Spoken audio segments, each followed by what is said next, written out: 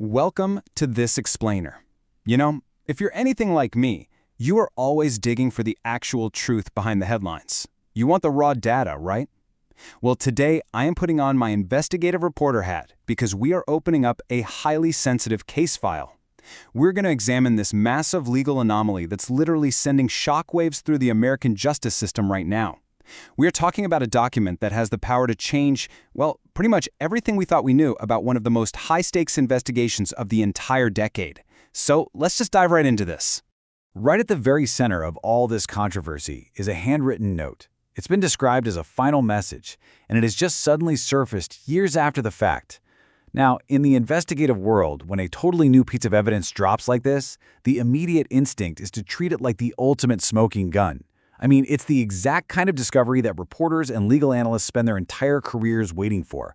But, as we're going to see, the path this document actually took from a prison cell to the public eye is anything but straightforward. And here is the massive caveat that we've got to establish right out of the gate. As major news organizations like the BBC have pointed out, this document remains completely unverified. Zero authentication. We are looking at a piece of evidence where the handwriting, the origin story, the exact circumstances, all of it is still under intense review. So, as an impartial observer here, I want to make it absolutely crystal clear. Today, we are strictly analyzing the claims surrounding this note. We are not validating it as absolute fact. Which brings us to the shocking twist. Despite that glaring lack of authentication, a no-nonsense U.S. federal judge ordered the document's release anyway. No way, right? This fundamentally breaks the traditional rules of federal secrecy. Typically, evidence like this in a high-profile federal case would absolutely never see the light of day until every single detail was forensically confirmed. So, why on earth did this judge pull the trigger and release an unverified file to the public? Section 1. The Cellmate's Claim, Origins of the Controversy. Okay, so this purported suicide note wasn't actually found by prison guards. Instead, it was allegedly discovered by Jeffrey Epstein's former cellmate, who claims he just found it in their shared quarters. Naturally, as an investigator, this testimony instantly becomes the focal point of some intense scrutiny. We're dealing with a narrative where a highly sensitive document was somehow just stumbled upon and then held on to long after the fact. We've got a stark contrast here. Federal high-security prisons operate on incredibly strict, regular cell sweeps. They have an absolute zero-tolerance policy for hidden contraband.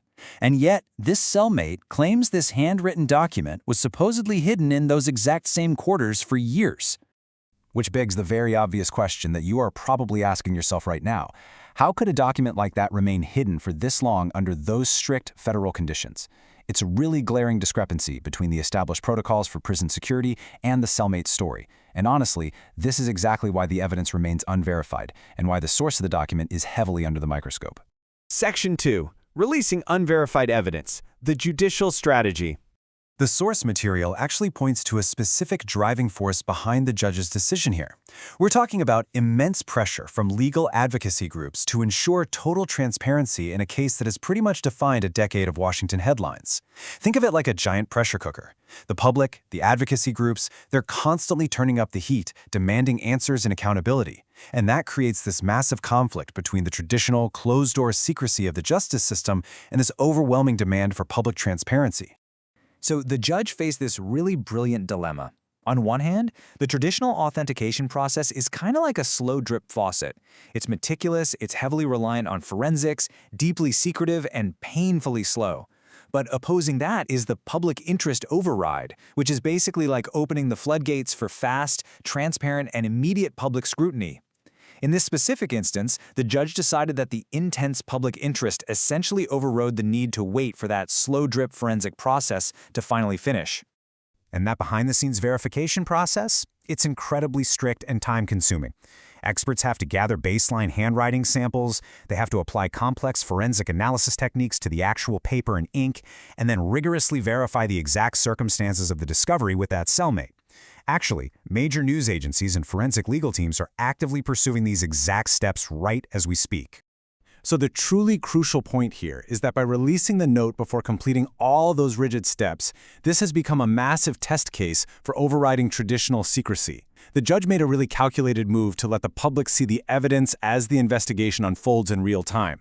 That's a huge departure from keeping it locked away in a DOJ vault until the forensics are 100% complete. Section 3. The policy of transparency, a systemic shift.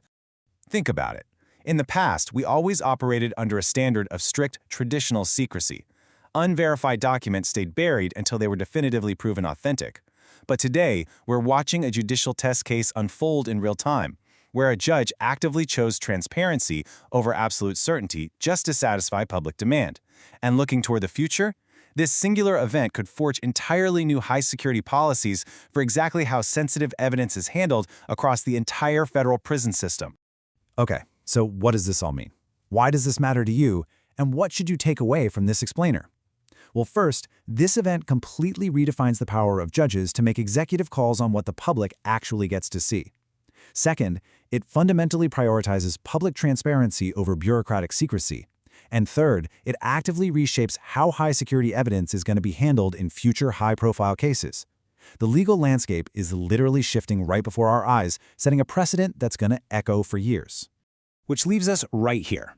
Looking at the evidence, the unverified claims of the Cellmate, and this unprecedented transparency ordered by the court, you really have to ask yourself, is this note a genuine piece of history or a calculated move by those inside the system? I definitely encourage you to think critically about everything we've unpacked today, because the search for the truth continues, one document at a time. Thanks so much for joining me on this explainer.